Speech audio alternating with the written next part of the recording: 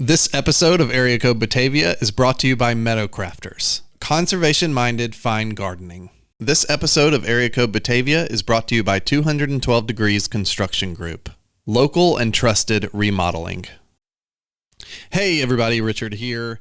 Before we start the episode, I wanted to let you know that what you're about to hear is a recording of our live episode that we recorded at Sturdy Shelter. This was our live show called Cozy in Community, part of Sturdy Shelter's Cozy Fest. Before we started that show officially, we did a little bit of a meditation, which I'll be honest, I forgot to hit record on the record button until about halfway through. So you're going to hear a recreated version that is basically the same as what people experienced live and in person. So here is an opening meditation, a cozy Batavia meditation for you to enjoy. And then after that, we'll launch right into the show. Let's start by taking a deep breath in.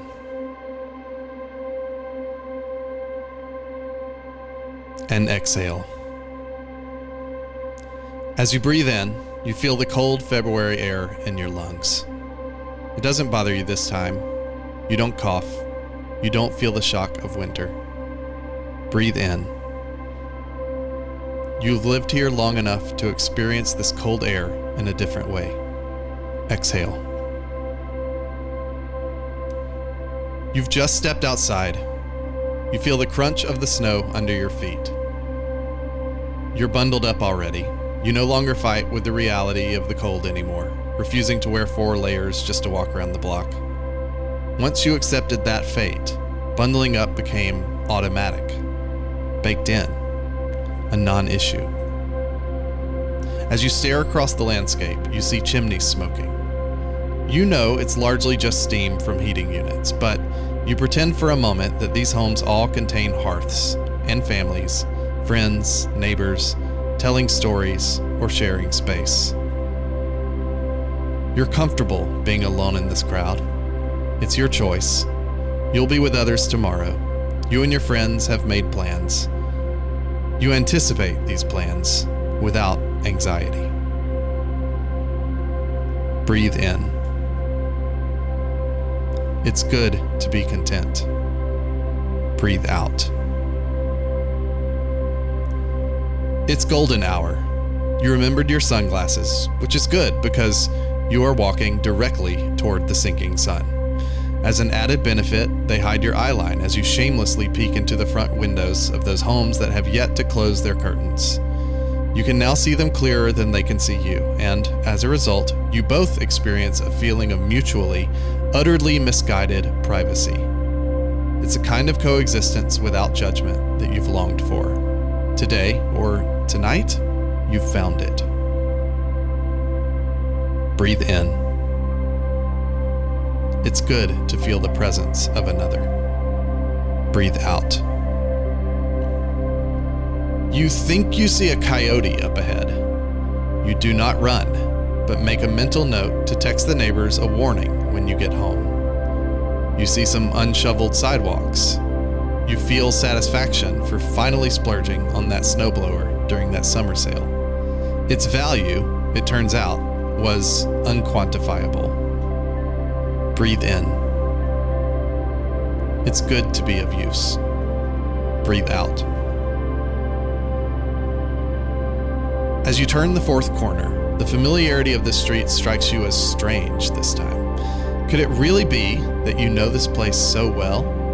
That you anticipated that exact crack in the sidewalk? That you might as well close your eyes walking under that same broken streetlight? You are relieved to receive a sincere-seeming wave from a neighbor of yours. You thought they might be a little annoyed that you took too long to shovel the sidewalk the other day.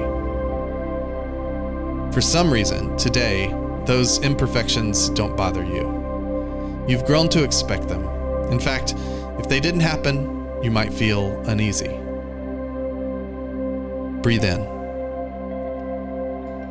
It's good to be home. Breathe out.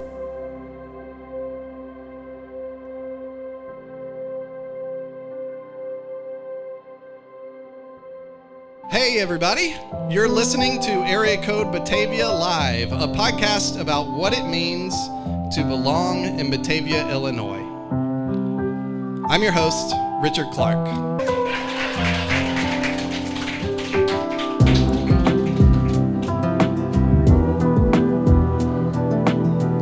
We've been told to bloom where we're planted. Too often we apply that aphorism by striving and doing so wherever we happen to be, which is all over the place. Cozy happens when you are content. It happens when you have the patience to stay in one place long enough to reap the benefits. When the conditions are just right, we feel comfort.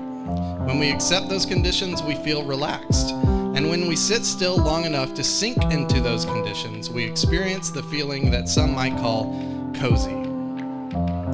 I've been thinking lately that maybe these feelings, so often associated with stagnation and complacency, are also necessary to growth, to finding our place, and ultimately to improving the world around us. So I chose my three guests today because they're known for creating those kinds of spaces.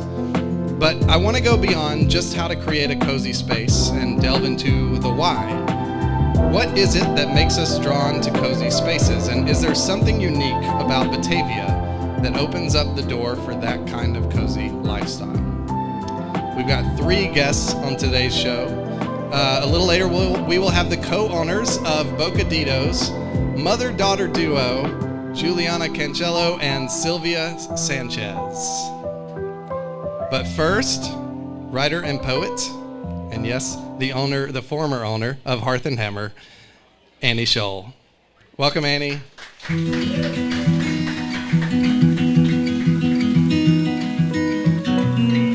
Even the best book must come to an end. That's how Hearth Hammer's website explained the closing of the store in the early summer of last year. But when my first guest, Annie Scholl, launched Hearth Hammer, she grew it into a landmark in Batavia, a kind of central hub of comfort and warmth.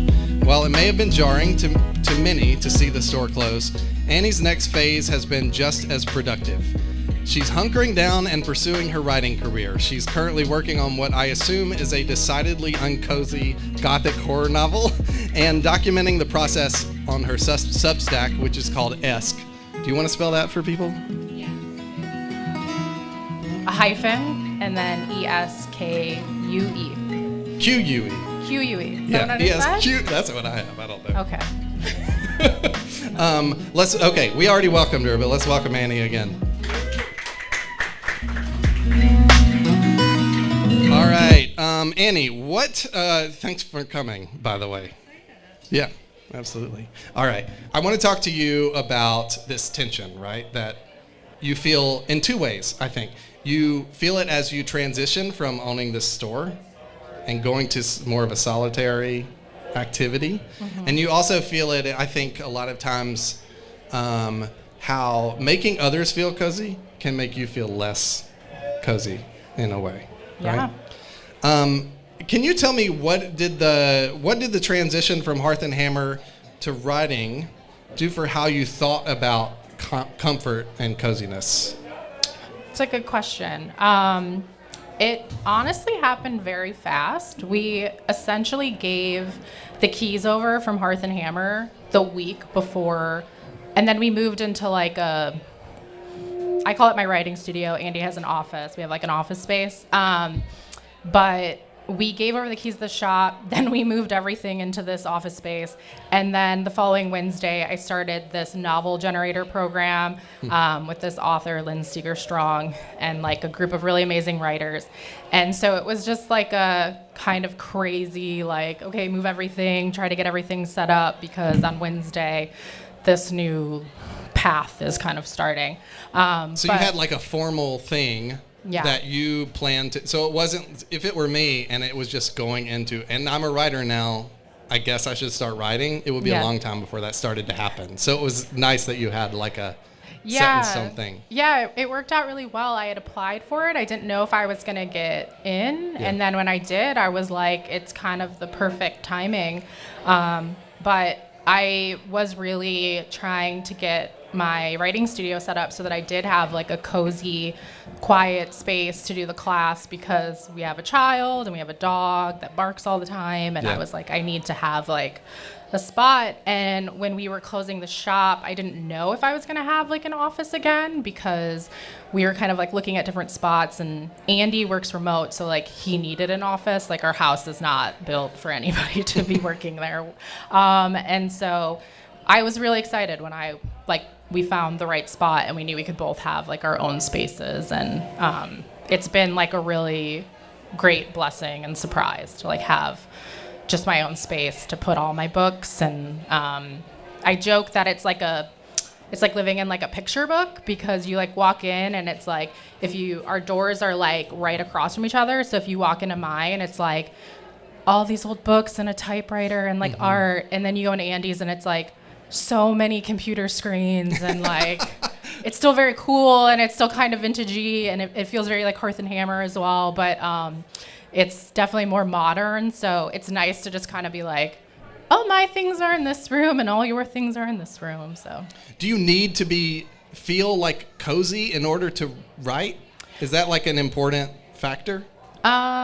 Not necessarily, honestly. I do most of my writing at my gym's cafe. Interesting. Yeah. Okay.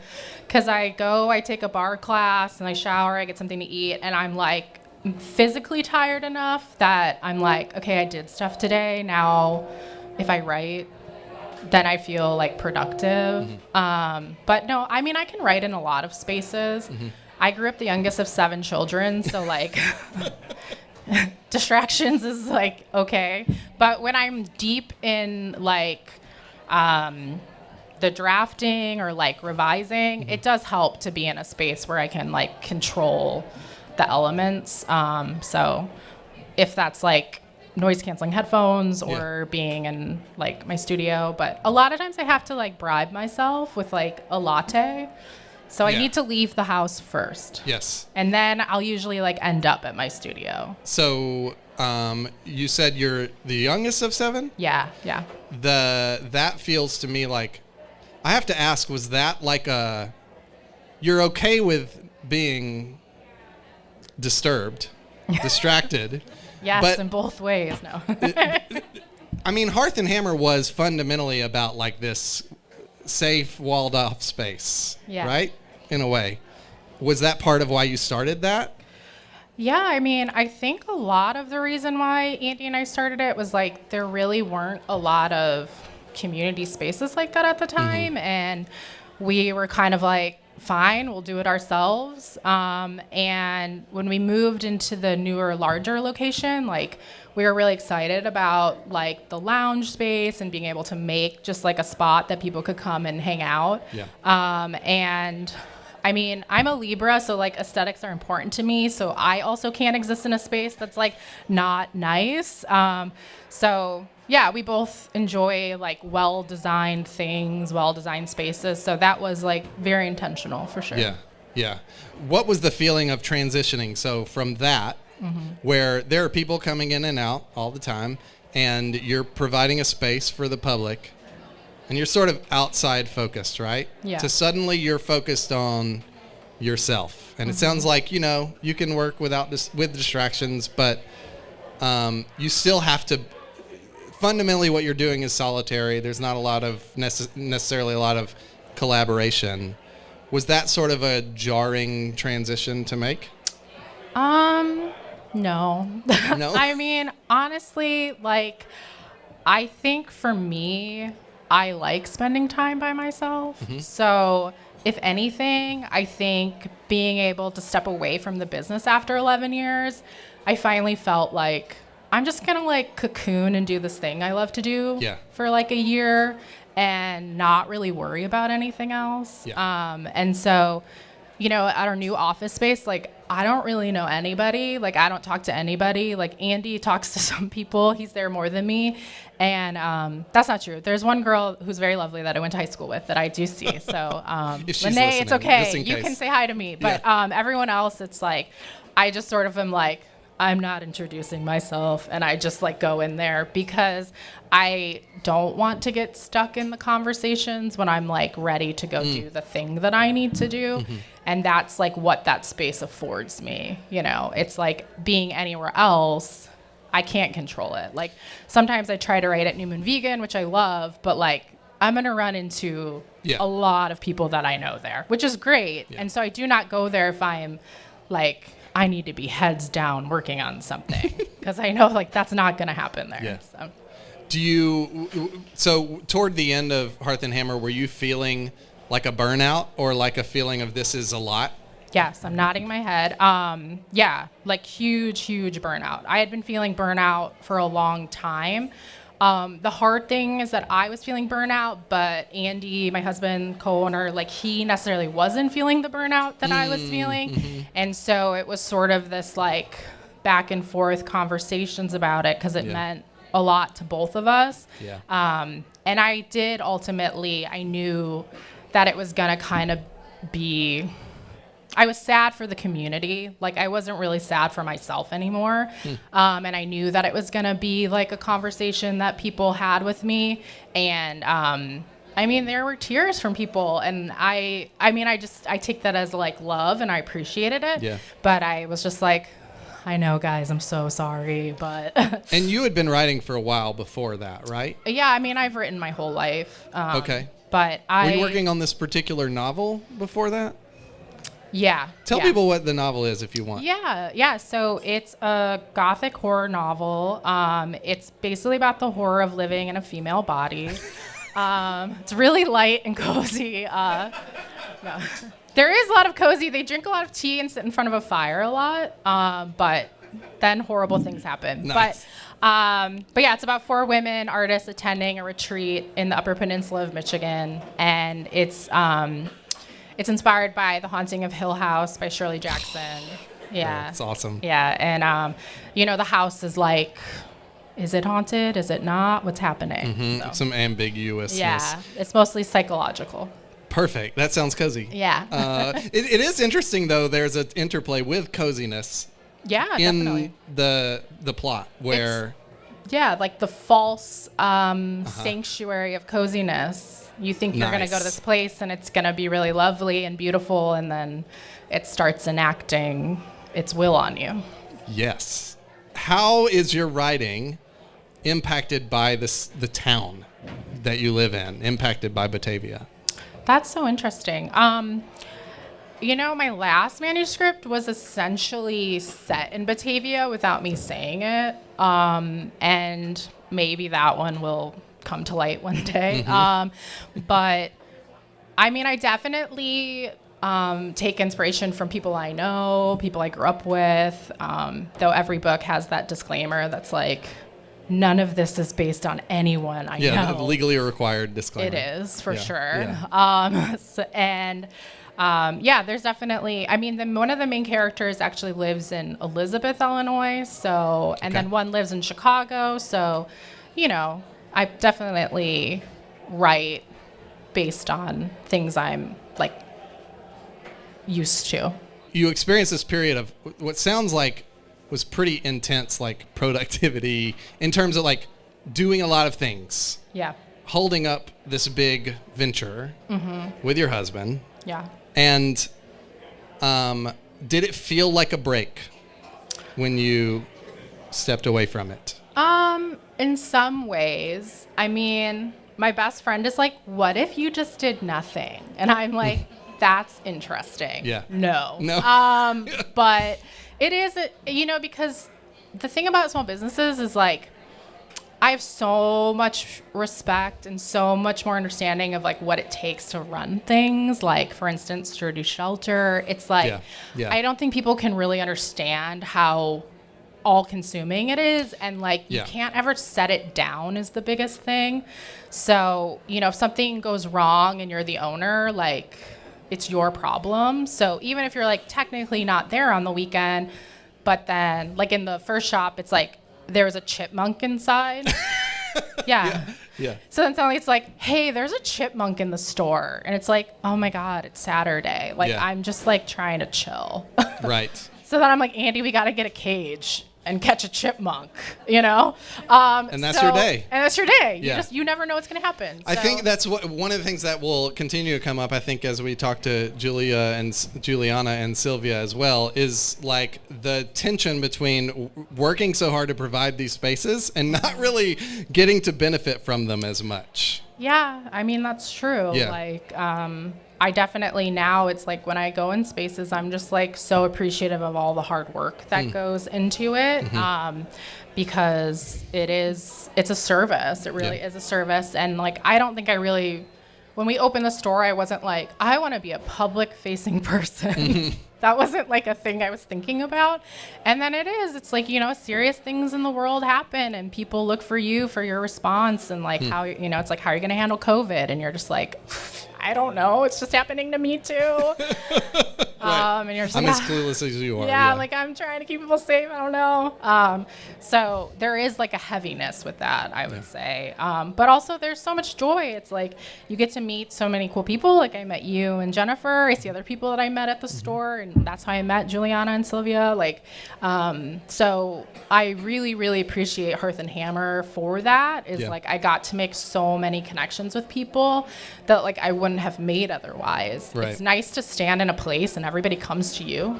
Yeah. And you're just like, I get to visit everybody all day. Yeah. And so I do miss that part sometimes when I'm feeling especially extroverted. I'm like, oh, it was really nice when like my friends just came in. Right. And then we were like, hi. And then they leave, you know. But by and large, I'm, you know, we just closed it in July. So I'm still very like, I'm good. Yeah. I'm real good right now. Right. Yeah. So last time we talked for this podcast, I think you were my second person that I ever talked to for this podcast. Wow, yeah. Which is pretty cool.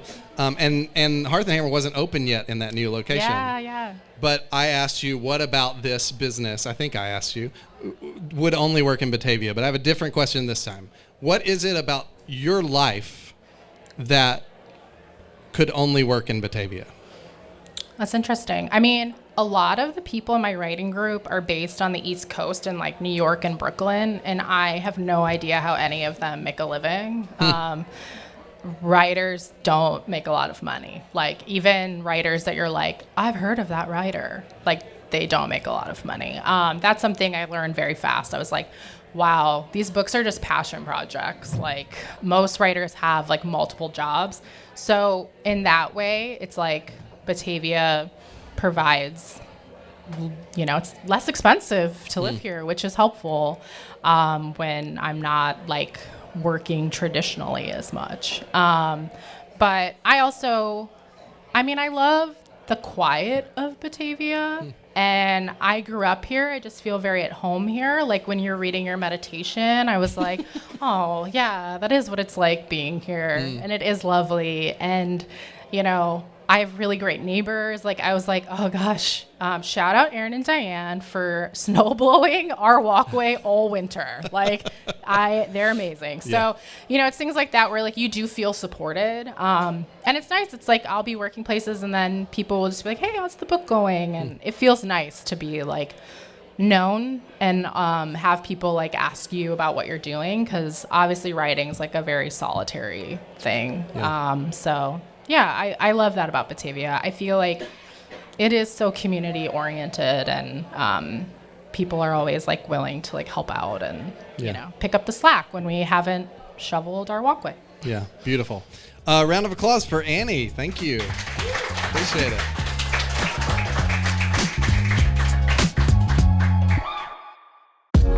This episode is brought to you by Meadowcrafters. I want to introduce you to a neighbor of mine, Stephanie. Stephanie is the owner of Meadowcrafters. She left the corporate gardening world to bring conservation horticulture directly to Batavia. She's more than just a crew with a trailer and a mower. This is somebody who has a background in conservation and actually wants to help the local Fox Valley ecosystem, which I think is pretty cool. Maybe you really love the idea of getting your property into shape or the idea of gardening, but you're drowning in the execution. You don't want to spend your entire weekend weeding, mulching, or pruning. Or maybe you just need a little help. The reality is, it can be hard to find someone as invested in your garden as you are. That's why I wanted to recommend Meadowcrafters. This is a worker-owned co-op, so anyone who shows up to help you with your garden is an owner. They're not just checking the box, they have actual pride in their craft. Whether you need your garden fully managed by an expert or just someone to come in for a few hours and help you tackle that one project you've been meaning to get to, check out meadowcrafters.com or click the link in the show notes. This episode of Area Code Batavia is brought to you by 212 Degrees Construction Group. Maybe you live in an older home here in Batavia, one of those houses with good bones and great local history. But you also know the reality of living with shortcuts taken by previous owners. There's that feeling you have of they did the upgrade, but they definitely cut corners.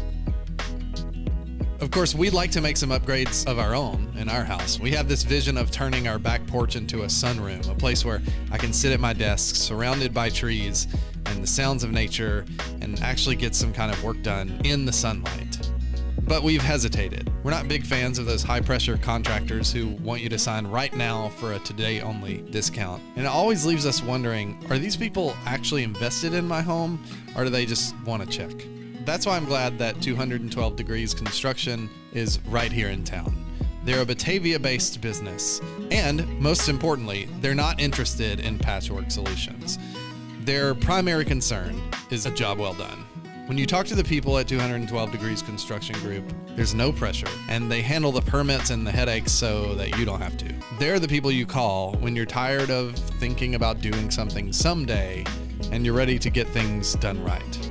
If you're ready to turn your dream home upgrade into a reality, or just fix that one room that's been driving you crazy, go to 212dcg.com or click the link in the show notes.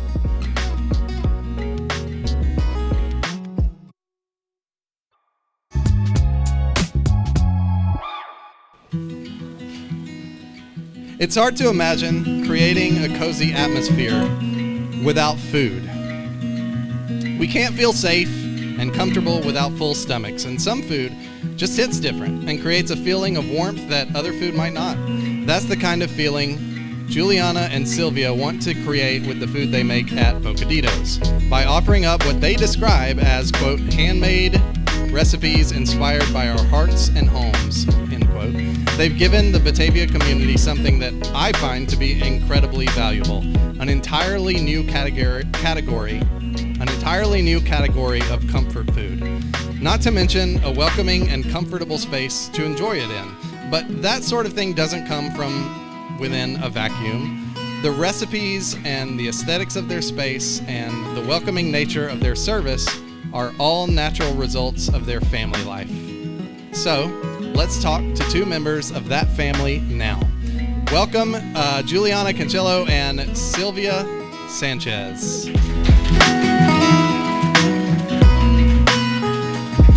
All right, thank you very much for coming. I appreciate it. All right. So say who you are so everyone can place which is which. This is Juliana. And I'm Silvia. When did you start Bocaditos? From idea to reality. When did it open? When did it open? We opened in our old space at 109 East Wilson in July of 2019. Yes. And we were there about 18 months in total. And then in April of 2021, we moved and we reopened November of 2021. It was the week before Thanksgiving of 2021. Okay. And we've been there since. And we're now at 11 North Batavia Avenue in the historic Newton House. And you've been a family for a lot longer. Yes, this is my mom. So I want to talk about that. I'm curious, do you have like specific rituals within your family that created sort of that safe, grounded atmosphere that we might call cozy?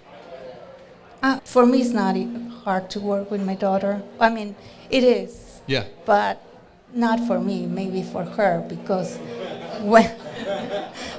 when I say something, it's the mom who's talking, right? So, and I think in her mind, it's harder to see me as a partner more than her mom, right? So anything that I said, especially if it's an observation about something, she will react like... If I can interrupt. in my defense, this is the quintessential example of the differences between fire signs, because the Sagittarius lives on cloud 9 and the Leo needs to bring the ideas to reality. We talked about this last time, Richard. Okay, Yes. Yes. So there are no, our routines, you know what, we do have a routine. We burn Palo Santo, we try to invoke a feeling but that's to of bring calm. customers, To bring customers. not for us. That's part right? of it. And we have, Well- our Kane County Health Department sanctioned routine of cleanliness and Okay, order. So but we do if have I may if I might interrupt now, we're just going to take turns interrupting. When you were a kid, what was the thing that would make you feel safe with your family? Oh, no, Oh. her parents, for sure. Her parents? she says not my parent. Not her parent. Is that true? Okay. Wait, can I ask Sylvia, do you believe that?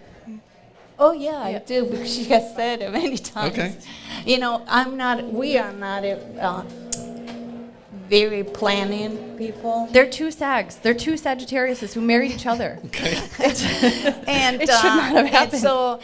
And I understand, she grew up here with a different code. And what our kids never understood is that if we get this far, we could be okay, right? Yeah. They were always trying to. She's a person that has a structure, and I'm very flexible. Yeah. Right? And I thought it was funny when I sent you the email to see if you had questions. It wasn't really curiosity, because I'm more spontaneous, and I think because maybe in the country that I was born, we have to improvise and be flexible all the time, right? Do you want to tell them where you were born? Oh, I'm from Argentina. I was born in Buenos Aires, the province. For example, I have something that I just found out now that they're very, very well, my kids, and express their feelings very often. And they were telling me, for example, we were driving to Florida. Oh my God. And we never read the instructions. We got to give context. I was 8, which means my sister was 4. Right. And so when we got there, it was late, and we have just to call someone. We didn't have cells, so we needed to contact someone to get the... I'm going to fill in. We were arriving either on a Saturday or Sunday, where the person in charge of letting us into the apartment was not going to be available past a certain time. We were past that certain time, and as we're getting closer and closer to the apartment, I'm checking the time, and my parents are not concerned whatsoever about the fact that we are not going to get and the keys. Unfortunately, she never expressed I just that sat concern shaking with concern in the back seat with the paper, right? The stapled 15-page document about the rules and regulations about staying in this apartment. And my parents were chit-chatting, drinking mate in the front seat. And my sister is passed out, of course. And but we got there. We got the keys. We parked in the wrong place. And to answer Richard's question, this is where she goes back to, did I feel safe? It's not that I didn't feel safe, but I didn't feel like my needs were not going to get met to, my Maslow hierarchy of needs. Mm-hmm. It was going to be theirs. This is why now, in the family that I've built, I have a dad and I have a daddy, because daddy takes care of us. Mm-hmm. Your daddy too. in the way that I need. Right. Which is structure and order. Yeah. Right. Yeah. Okay, I feel like I just saw behind the curtain of the Wizard of Oz a little bit. So Bocaditos presents as a certain way, right? Yes. It's very chill and cozy, and you're going to come in and you're going to feel. Is very I guess chill. I came into this assuming that you're replicating some dynamic in your family. But your family feels a little bit chaotic in a way. It's organized chaos. Yeah. Yeah. In a loving, good way. Yeah. Why'd you do that? Why'd you do the Bocaditos thing, though? She says she blames it on me, but it was a wonderful dream, and I think you convinced me that we could make it a reality, and we did. Yeah. It still blows me away. It's cool that we're talking right now because we are in a little bit of a transition phase. To give you a peek behind the curtain, we're going to paint. You're going to paint? We're going to paint. Okay. Yeah. So the That look, is big. we're Scoop. changing the look. We've got 2 employees who are Colombian Venezuelan, and so we've expanded our menu to include their cultures as well because back to what you were saying, the recipes from our hearts and home. Mm-hmm. Our community has grown so much. There have been so many immigrants to very, very local community. Yeah. And it's really cool to be able to reach out to them and be able to provide foods that they left behind when they came here in search of a different or safer or better life. Yeah. That's great. Yeah. Oh, thank you. Applause. I love it. That took time too. It's none of us had, either of us had any experience with businesses. I used to be a Montessori teacher, and she worked in a company doing marketing. So when we came up with this idea, actually 6 months after we opened, the pandemic came. A disaster to promote a business, especially so specific like ours. And that was the first time that we got close with the downtown community, trying to see, and I found out that most of the shops are owned and run by women. Mm-hmm. And so we would have meetings, and Annie was, one of the persons that help us. She will go and purchase actually gift cards, and whoever spend, I don't know, I don't remember right, bought something, she will give them gift cards to come and spend money. But it was very interesting. I was thinking when you said, walk into, knowing what comes next. Yeah. Talking about the blocks, knowing your space. And it is interesting. I have had up and downs, thinking that where I felt safe and where or when not, Mm-hmm. I remember the first time my husband and I moved here almost 30 or 39 years ago. And because of his work, we never planned to stay. And like always, we never planned things to just adapt and went with it. But I remember the first time that we came back to Argentina, I felt that, knowing that what was coming, without being at that place. And I realized how tense and how aware of everything and not making any mistakes I was here, right? Years passed on, and then things changed. Now I go back to Argentina and I don't recognize things, and I know what, I feel that way here. Until I remember the first time that changed, that was when we became Americans.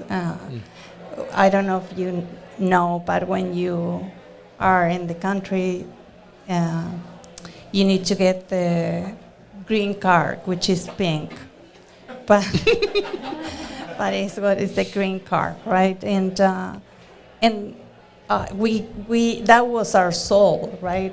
Every time that we moved, we needed to go to other countries. We needed to carry that because that was the way to come back to the country. So when I went to the last step, is a lot of steps to become an American, and expensive too. And so for the last step, you go to get your certificate, and you do the oath, right? So, but right before, they asked for the green card. It was kind of a fight because I didn't want to give it away.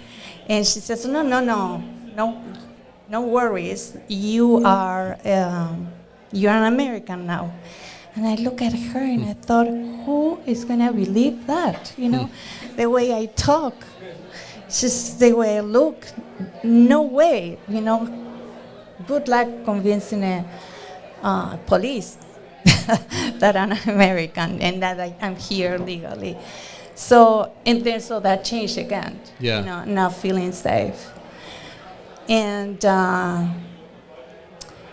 then we opened the Bocaditos, and I started to work as a teacher before, and my kids were feeling part of the community and learning a lot from our kids, because they went through many things that you all went, but we didn't. So, and especially with Juliana, I was learning a lot. There are so many situations that I remember that happens to me. Like, for example, we were driving, and Juliana said, "Mom, don't you feel embarrassed speaking the English, the way you do?" I said, "Oh, God, I thought."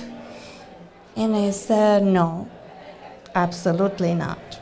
Because I will be embarrassed if I could not speak my own language." Mm-hmm. But if you think how many parents, that they know a second language and they can communicate. And if I tell you, I know my English is not good, but also I can understand Portuguese and a little bit of Italian. So, no, I'm not embarrassed, right? Yeah. And I hope, but I realized that my kids were suffering that, living that, kind of in the way that she was, that anxiety that she had. It was always trying to they protect were more conscious us, of right? it. Yeah. Always protecting us, because we didn't know, or we didn't do the things that we're supposed to. So when you hand in your green card and they say you're an American, yeah. How long after that did it take you to have this idea of Bocaditos that you start talking to her about? It was a while. Yeah. While. Maybe I a don't decade remember or more. when it took we you a while became Americans. to have that idea. I don't remember. Yeah. Well, 15. Oh, it was right before Martina started to go to university, right? Otherwise, she was going to be a foreigner at the university, more expensive, right? Yeah. That's so it's 20 years for sure. Yeah. So was Bocaditos like something that you felt? Did it make it feel more like? It was fun. No, was it, always the idea was so fun. I always said to Juliana, I'm not going to stop until every American that we know drinks mate on the street, like they do in Argentina. So you wanted to bring what you knew was good from Argentina to here. Yeah. I wanted to. She still does this. Yes, that is the mentality, because this is, people will come in, especially when it's a custom birthday cake order, and they'll say, "I'm looking for, something very specific, a 6-inch chocolate cake with this kind of piping." I know what she's Well, gonna you know say. what? You know what you could do, ma'am? That is not how we do things in the United States. So can I give an experience? So I was there and I was having mate. Yeah. And the best tea I've ever had. I highly recommend going to Bocaditos and having mate. But the first time I had it, you served it to me. Yeah. And it was a little glass. It was like, here is how you do this. Right. And there was a lot of steps involved. Not a lot of steps, but it was just a particular way that you drink it. Would you say it's a routine? It was a routine. Was it? It was a routine, exactly. And it did make me feel at ease, right? It made me feel cozy in that moment. It was good. Right. Yeah. Yeah. Yeah. Well, she gets mad at me and teases me too, because and immediately there are many young couples that come to our shop and said, "We're looking for a house." And so immediately I'm trying to see how I can help them finding a realtor. She is restaurant owner, chef, realtor, and a teacher. So also, your unruly child will not go home. You know those signs like unruly children will give a puppy an espresso? Nope, it's the opposite. And that brings me to when I used to teach in the Montessori school that I worked for almost 20 years. My assistant is a white American, and she is the best coworker that I ever could have. She was my angel, my protector. She was everything. And one time, I don't remember what we were talking about, but I said, well, but I do behave like an American. She looked at me and said, no, you don't. I said, no, you don't. That's why I love you, but no.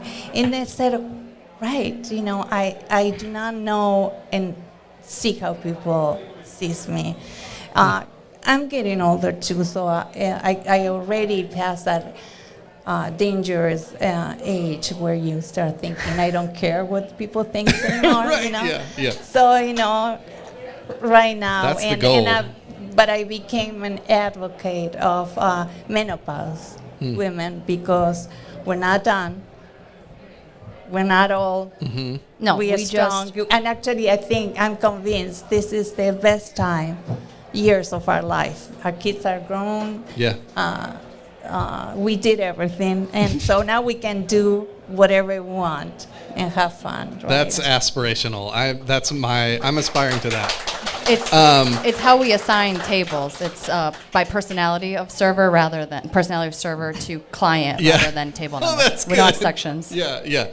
She's one of yours. Yeah, that makes sense. Richard, that's the exact quote. And you can see them coming from down the street, and you go, that's one of yours. I'm going to go hide in the back. All right, so we're going to go into our next segment, and this is going to involve all of our guests together. Okay, so let's bring up Annie for our next segment. It can be easy to think of coziness as something we do on our own or as a family, and that's a lot of what we've explored here today. But I've been wondering whether this kind of feeling can be experienced in community. So that's what we're going to talk about. How can we experience that feeling of coziness, which I think a lot of people associate with being in your home and being sort of hunkered down? How can you get out of your home and experience that? And is that even a good idea? Is that something that we should try and do? So that's what we're going to talk about. So the thing that all of you have in common actually is that you've lived in Batavia a long time, and then you left, and then you came back, right? Is that correct? Yeah. So even you, Juliana, you spent some time in Argentina for a while. Yeah. I would argue she grew up here too. I mean, she was 24. You were 24 when you came here? 23. Yeah. Okay. Perfect. So are there things that once you come back to Batavia felt like that sigh of relief? This is actually a pretty cozy thing that I've missed. My house. Yeah, I this is your spent home. 6 weeks in Argentina. I had fun, a lot of fun. I did a lot of things with my friends and family, but when I came back and slept in my own bed, I said, it's nice to be back, right? Yeah. Well, and Annie, you lived in the city. Yeah. So you lived in Chicago for several years. Yeah. And my husband and I did too. Just green grass everywhere. That really helps. That is a deep breath of air. I feel like the river, the nice thing about Chicago is that there's a river also and a lake. The water helps. But growing up here, you definitely get used to having a river, like a body of water by you. What does water do? Like, what is inherently cozy about water? I agree, but I also don't get it. I don't know, but I've been staring at the river behind you the whole time. So it's there. And the way it's not moonlight, it's lamplight. I think it's glittering on it. Yeah. It lessens like the feeling of claustrophobia, I feel like. Yeah. I think it's like a survival tactic. Like, I don't know, I just feel better. I'm like, oh, there's water. Like if I have to, I could go in that. Yeah, I could drink it. If there's something happens here, and then I can at least jump in that water. Yeah. Just walk away. So when we are in isolation or with our family, we can feel comfort. We can feel cozy. Do you feel like it's possible to find coziness in the community, out in the world? At our place, we feel very welcoming, and also I feel the excitement and the love from our customers. When they say, that they love our food, it's so. And we get so upset if, they did not have a good experience, But I have the same problem that Annie was just talking about. I know more people than I realize. I'm making dumb videos on Instagram every day now, so my face is known. And thank you. So finding that tension between wanting to just stay at home, curled up under blankets, and decompressing from the world versus continuing to be part of that community feel when I have done it Tuesday to Saturday for 8 hours a day, that is complicated. And being a person who has to be part of that creation. So yes, we get a lot of fulfillment on a Friday, Saturday when we have people in who, like my mom just said, has a really good time and enjoys the experience and is in our space. But then seeking it out myself, it's hard to drag myself out of bed or my couch, especially in the winter. So things like this event today, having friends who show up, that keeps you going, because otherwise these winters are long and dark and cold. Yeah. But I think it's because I like to do that because I'm tired, not because I want to hide or, I don't need to. And again, because people aren't commenting on your dancing skills when you're in line at Aldi, ma'am. What I'm going to say, get to leave the best part. The word complicated stood out to me because for me, it's this risk or reward question of like, I could go out and it could go really well and people could see me and know me, or it could like not go well. And then it's just this toss up of like, am I going to have to go home and like make up for that? Does this happen to you? The problem, in quotes I say, because this is not a big deal, but I'm so thankful for the people who see me, recognize me, and come up to me and remind me how we know each other. Or maybe they are more aware of me than I am of them, because I don't know that many people, but I'm terrible with names, and I do, if I've only seen you for flashes of moments, that reinforcement, I'm not ignoring you, I'm not slighting you, and I can't wait to have a conversation with you, but you have to bridge that gap for me, because I'm already embarrassed that I recognize your face and I don't know you. And I never want to be mistaken as a mean girl. that was never my intent. So it's that tension of, are we going to be able to have a positive conversation, or is that tension of me not immediately recognizing who you are going to prevail? Do you have?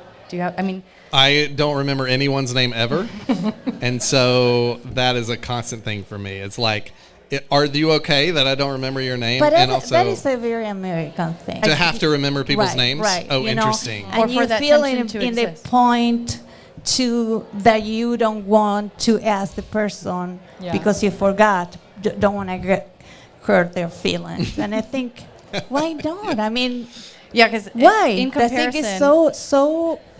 That's the structure that I can't fit it. Tell me if I'm wrong. In Argentina, if someone sees you, they're going to recognize you. They're going to remind you who they are, who their father was, who their grandfather was, and how your families are tied together, right? And we're still kissing and hugging. Right. Throughout, yeah. I kind of love that like idea that like it's the structure that makes things a little stressful. This expectation that you are going to know my name. And if you don't, like, we're all grinding our gears in our head. Like, he didn't know my name, or I don't know their name, or oh no. That is what sucks the life out of me in these social situations and makes things less cozy. But I like the idea that people are just hanging out and it's not a big deal. Yeah. Right. Yeah. And now, especially because I'm old. So now, poor thing, she doesn't remember. It's okay. It was Tom, It was Tom. And you young people, sorry, you don't have that excuse. But yeah, I have a question for Annie, and you guys can weigh in as you see fit. But it's about food, and in particular, okay. So I think you can answer this question honestly now that you don't own Hearth and Hammer anymore. Creating a space where people are in community and cozy and stuff, do you feel like it needs food or drink of some kind? We're here in Sturdy Shelter, people drink and talk. We go to Bocaditos and there's food and drink there. Is that a helpful or even necessary component of that kind of social coziness?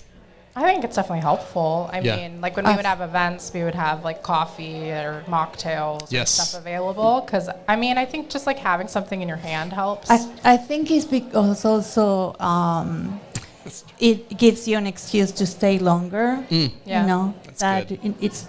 I remember Borders was a place. Oh, that was the best. Right? Yeah. So you could go read the book and have coffee, and so we would have the excuse of staying longer. Is there something about Batavia that you feel is uniquely cozy?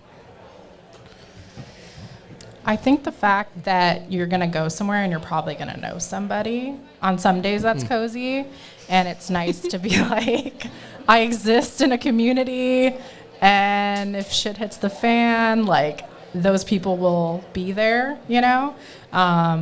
During COVID, I remember saying, like, if they put a dome over Batavia, I felt more positive than not that we would make it through it. Yeah.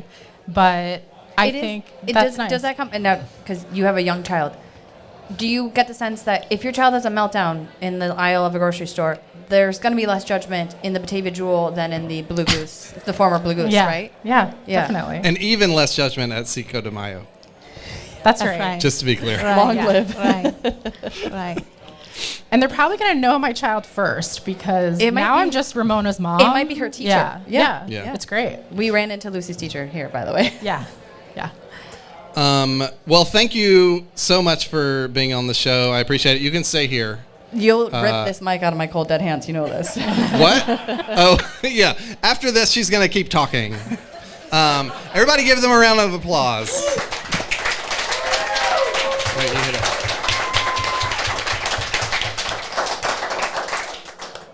Especially as an introvert, I sometimes find it hard to believe that I could find that particular kind of relaxation in the presence of others. But here's the thing, all of us can choose to come here today to experience this feeling together. And I think the more we make that a practice, the more second nature it becomes. In reality, staying cozy alone is survival.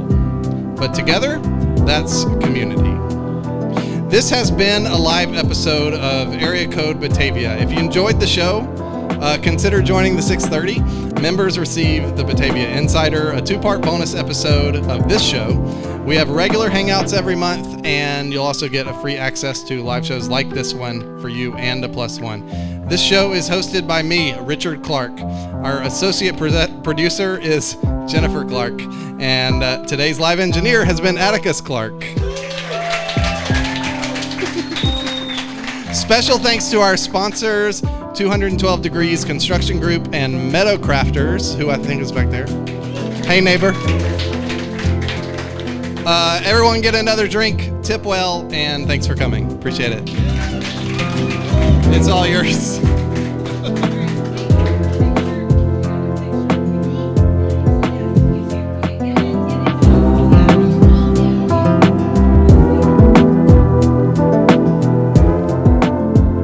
Thanks for listening to Area Code Batavia.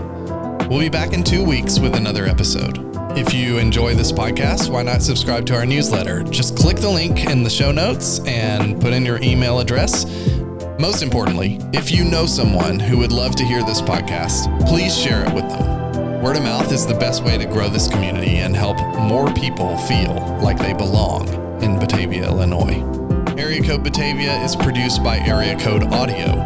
It's hosted and produced by me, Richard Clark, with additional production help from Jennifer Clark.